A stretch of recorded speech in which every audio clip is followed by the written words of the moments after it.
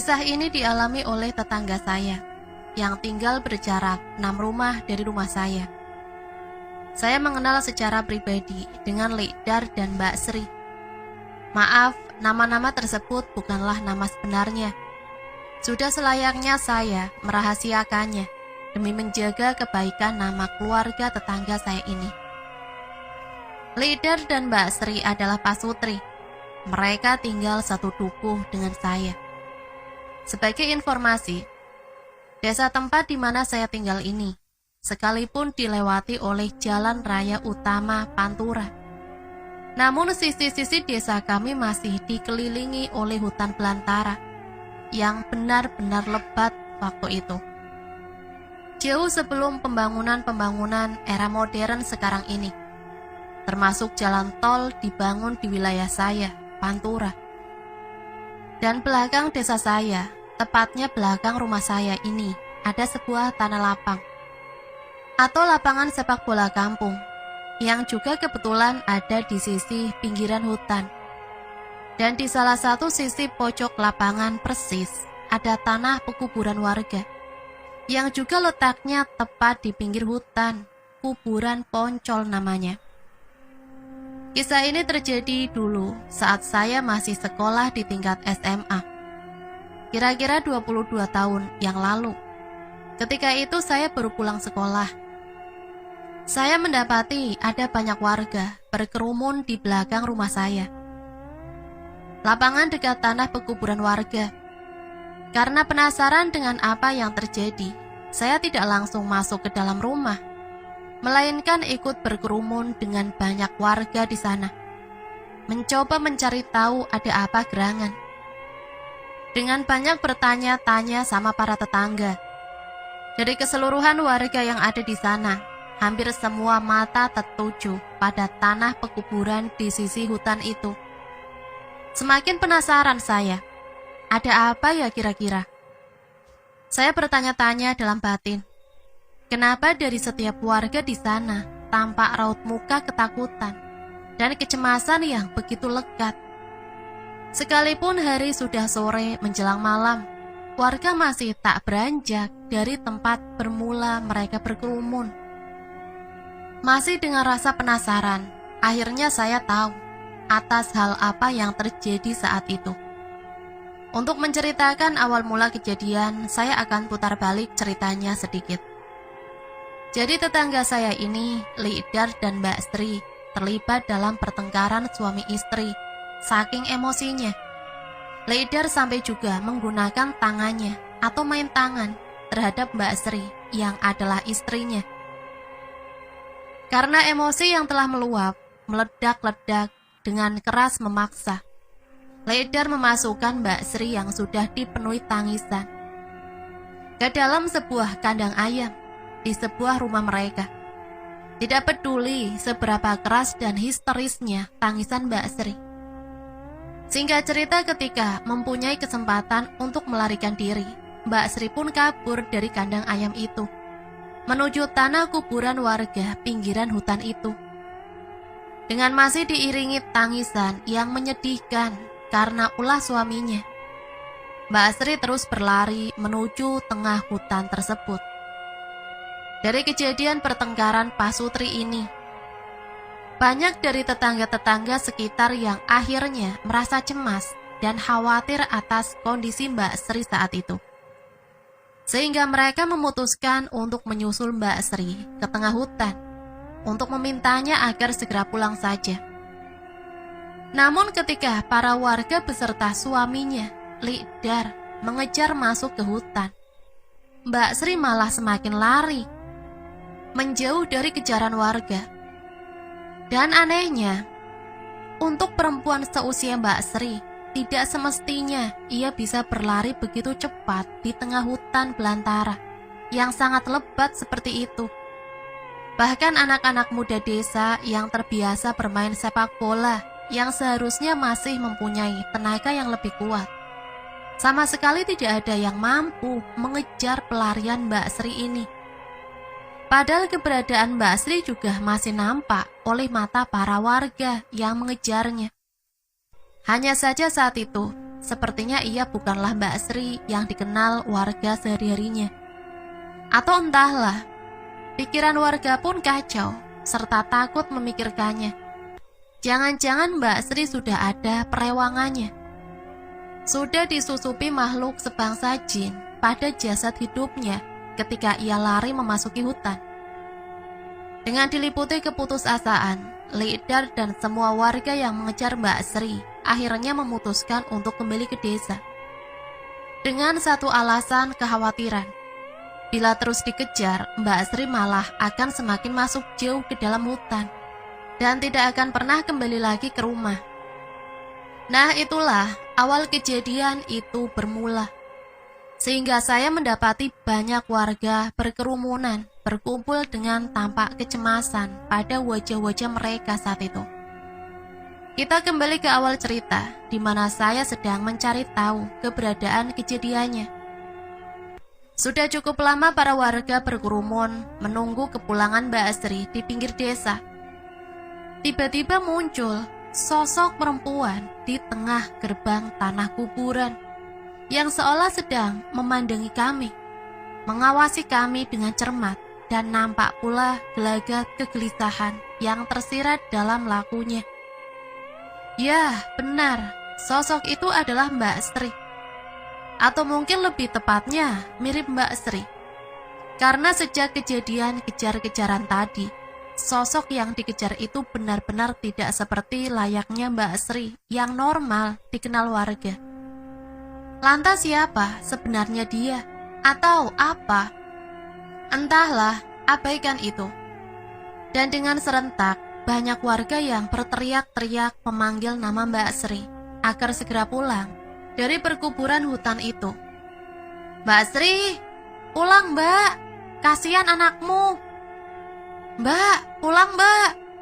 Begitu terus saut-sautan teriakan warga terhadap Mbak Sri yang terdiam saja di gerbang kuburan itu. Ketika siang hari, bisa jadi tanah pekuburan hutan itu akan nampak biasa-biasa saja. Namun entah bila sudah petang atau malam hari tiba, tempat itu benar-benar sudah bukan seperti tempat yang biasa-biasa saja. Akan ada banyak kejadian-kejadian di luar nalar yang akan terjadi di sana. Menurut tetangga-tetangga saya, terutama mereka yang bisa berkeliaran di sana pada malam hari untuk sekedar berburu katak di persawahan dekat kuburan itu.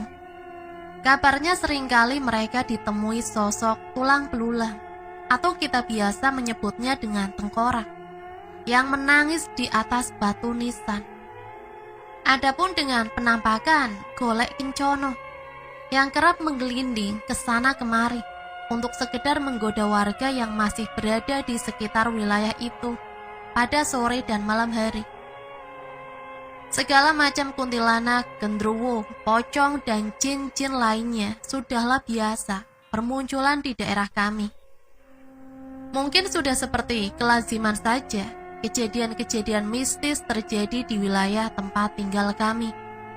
Dan bahkan yang lebih sering, pada hari-hari tertentu, muncullah penampakan senjata-senjata klinik yang bertuan ataupun tak bertuan, berterbangan, serta memancarkan sinar di atas langit desa saya.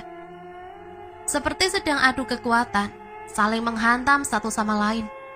Ada yang berupa batu cincin hingga sebilah keris yang melayang-layang, saling bertabrakan, sampai mengeluarkan percikan-percikan cahaya pada bagian tubuh senjatanya ketika saling berbenturan. Di sini kabar terakhir senjata-senjata itu sudah menghilang lama sejak mbah-mbah, sesepuh, dan tetua di desa saya banyak yang sudah meninggal. Banyak dari cerita, gamang, atau senjata-senjata itu sudah pergi untuk mencari tuan-tuan yang baru setelah ditinggalkan mati oleh pemilik yang lama. Dari berbagai macam kejadian itulah, ribuan kecemasan warga akan posisi dan kondisi Mbak Sri ini terjadi. Hari sudah petang, namun tidak ada tanda-tanda sama sekali Mbak Sri akan pulang. Nyatanya ketika warga mendekatinya, ia akan lebih memilih memasuki hutan kembali dan menghilang. Waktu sudah hampir tengah malam.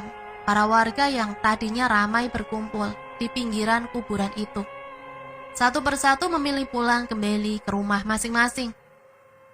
Adapun yang tersisa hanya sedikit, berharap Mbak Sri akan pulang. Begitupun Lidar serta anak-anaknya yang tergolong masih kecil. Malam berlalu dan datanglah pagi. Saya berkegiatan selayaknya seorang siswa. Tidur, bangun, berangkat sekolah, dan pulang kembali. Hingga hari sudah beranjak sore, saya pun telah sampai di rumah. Saya sempatkan mencari kabar perihal kejadian kemarin.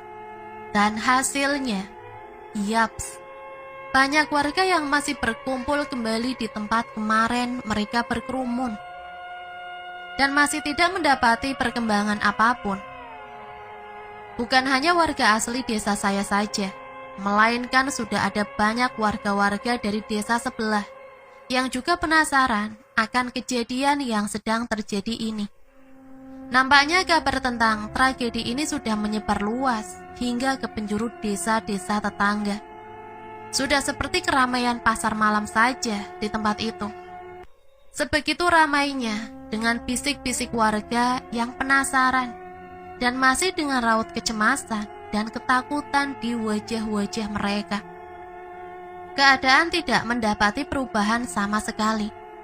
Masih seperti kemarin, warga mendekat, Mbak Sri kembali lari masuk ke hutan lagi. Dan bila mana warga kembali pulang ke desa, sosok Mbak Sri ini akan kembali muncul di depan pintu gerbang pekuburan hutan itu lagi. Begitu seterusnya. Hanya saja bedanya dari kemarin, sosok Mbak Sri ini sudah lebih tidak bisa dinalar lagi. Saat warga mengejarnya, Mbak Sri bisa bertingkah layaknya binatang monyet yang bisa dengan mudah memanjat pohon jati yang besar-besar tanpa kesulitan serta melompat dari pohon ke pohon lainnya. Semakin takutlah sudah para warga yang terlibat pengejaran sosok Mbak Sri ini. Bagaimana tidak, sosok yang mereka kejar sudah benar-benar berbeda dari yang biasa mereka kenal. Sudah seperti makhluk lain saja. Apakah itu sosok Mbak Sri? Ataukah jin jahat yang sengaja menyerupainya? Dan bila mana itu benar adalah Mbak Sri, bahkan sepandai-pandainya orang naik pohon, melompat antar pohon, satu ke pohon lainnya, tidak mungkin bisa semudah dan selincah itu. Apalagi ia hanyalah seorang ibu rumah tangga biasa. Semakin kalut saja kecemasan para warga pada akhirnya. Hari sudah melewati waktu maghrib. Tapi warga bukan malah memilih pulang, melainkan lebih banyak lagi yang berdatangan untuk ikut membantu mencari Mbak Sri. Warga dari desa sebelah sampai desa-desa yang jauh, antara penasaran dan bergerak untuk ikut membantu menyelesaikan kejadian itu. Sampai pagi pun datang kembali. Hari ketiga, keempat, kelima, sampai hari ke-10, keadaan masih tetap sama. Bahkan kejadian-kejadian aneh dari sosok Mbak Sri ini lebih kerap mengisi keseluruhan kejadiannya. Semakin aneh, tidak bisa dinalar, cemas, tegang, bercampur jadi satu. Itulah yang dirasakan banyak warga di sana. Segala macam cara sudah banyak dilakukan. Dari kelompok-kelompok pengamanan sipil sampai kepolisian pun benar-benar tidak bisa melakukan apa-apa. Sepertinya sudah saling pasrah, namun juga tetap tidak beranjak dan terus berkumpul di pinggiran desa saja. Banyak pertolongan dari warga-warga desa lain, dari memanggil orang pintar atau dukun, sampai kiai atau ulama didatangkan di desa. Kiai dari kota Pekalongan sampai kota Semarang juga sudah ada yang didatangkan di tempat kejadian, berharap keajaiban datang sehingga Mbak Sri bisa pulang. Rupa-rupanya kejadian ini sudah benar-benar menyebar luas sampai berbagai wilayah. Saya sendiri entah sudah tidak berpikir ini adalah suatu hal yang lazim. Sekalipun juga kerap berjumpa hal-hal mistis di desa saya. Ini sudah di luar batas pemikiran banyak orang yang ada di tempat kejadian.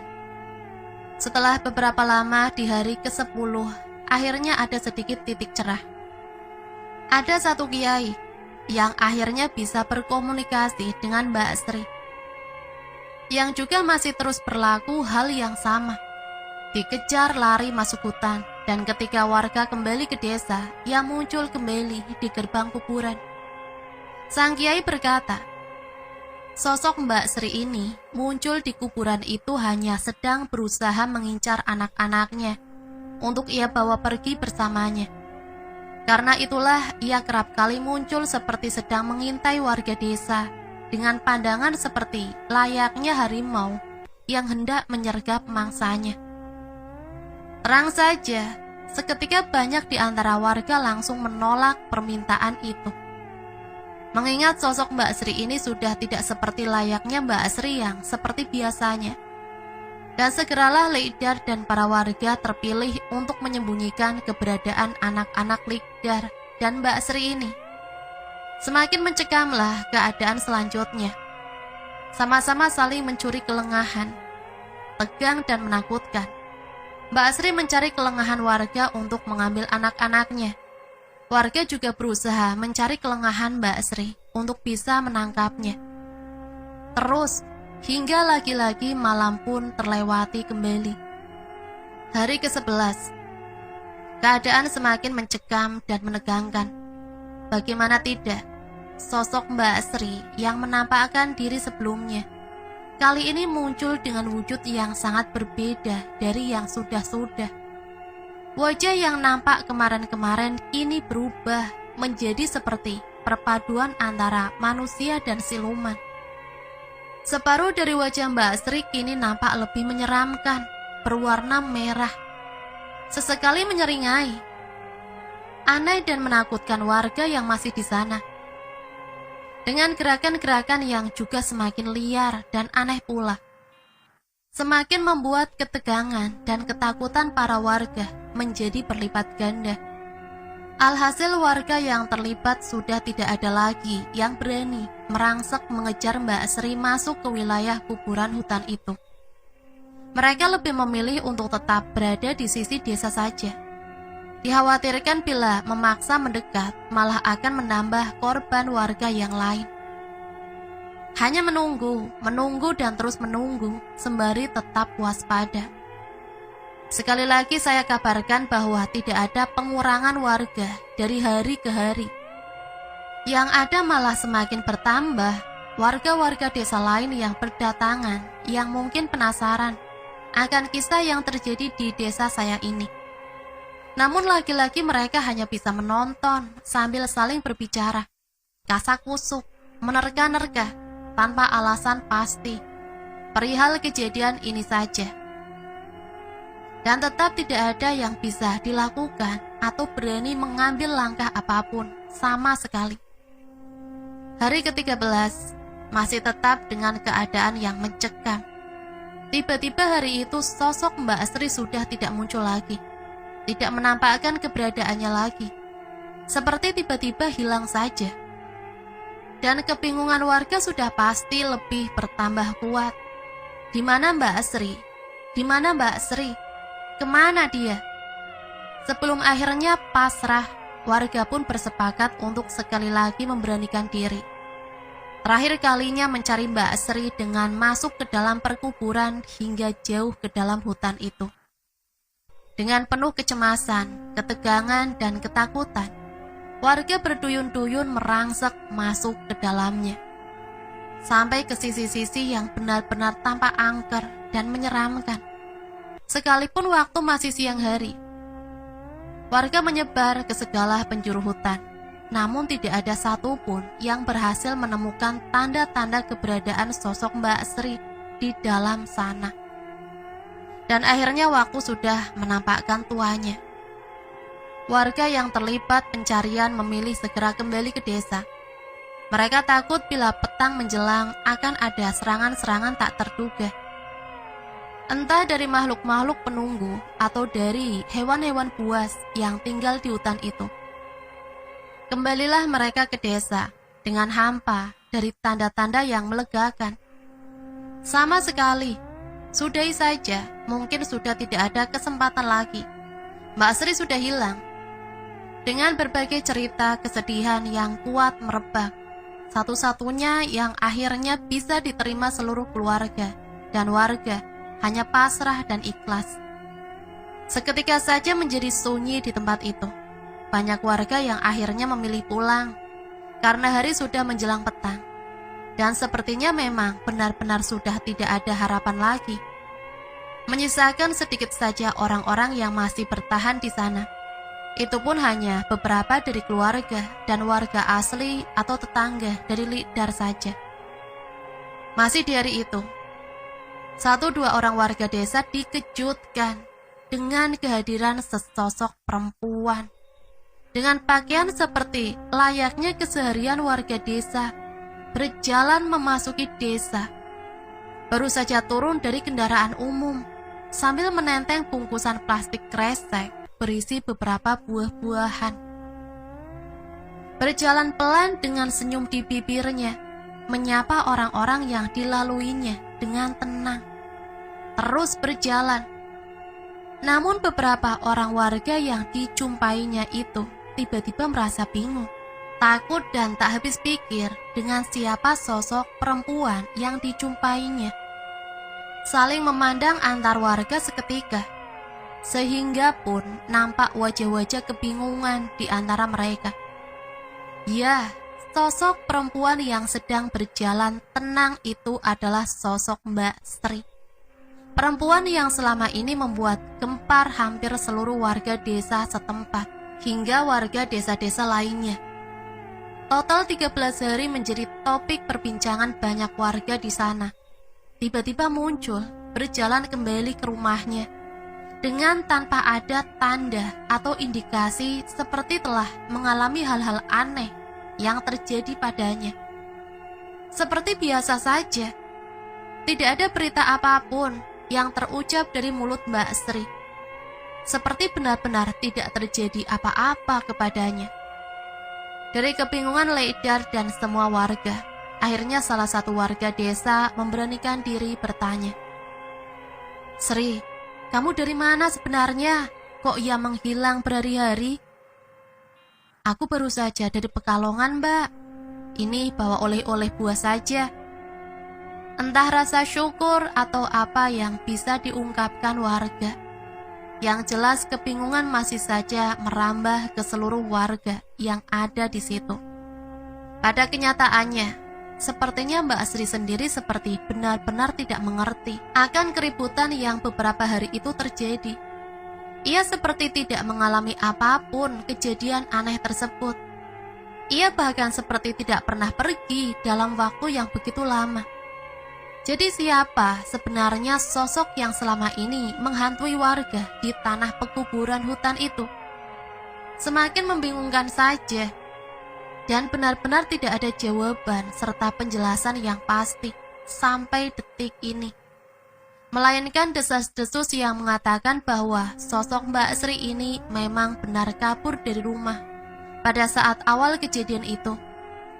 Namun ketika ia memasuki hutan pekuburan, rupanya ia juga telah diculik dan dibawa oleh makhluk penghuni wilayah hutan itu, yang juga bersinggungan erat dengan para jin yang menguasai wilayah pantai Ngebom di daerah kota Pekalongan, yang katanya di wilayah itu jugalah ada banyak para korban-korban keusilan dan kejahatan jin-jin penguasa alas roban. Termasuk dari kejahatan jin-jin lampor yang kerap kali membuang korban-korban penculikannya, ataupun pelaku-pelaku pesugihan di wilayah alas roban ini, yang akhirnya berakhir dengan tipu daya sang jin penguasa alas roban menghilang. Ketika dicari keberadaannya, acap kali bisa ditemukan di wilayah pantai Ngebom di kota Pekalongan. Hanya saja bila memang beruntung, si korban kemungkinan bisa kembali, namun bila tidak, alhasil dia akan selamanya tinggal di dunia para jin ini, sampai kelak kiamat datang. Hingga cerita ini dikisahkan, sepertinya Mbak Sri memang tidak benar-benar mengerti kebenaran yang terjadi. Atau mungkin memang sudah memahami, tapi mungkin sengaja dirahasiakan saja. Wallahu a'lam, hanya Tuhan yang tahu sebenar-benarnya kebenaran. Wah, cukup membingungkan ya. Semoga kita dapat mengambil pelajaran ya di cerita ini. Sampai di sini Mimin pamit undur diri, mohon maaf apabila banyak salah kata. Akhirul kalam, wassalamualaikum warahmatullahi wabarakatuh.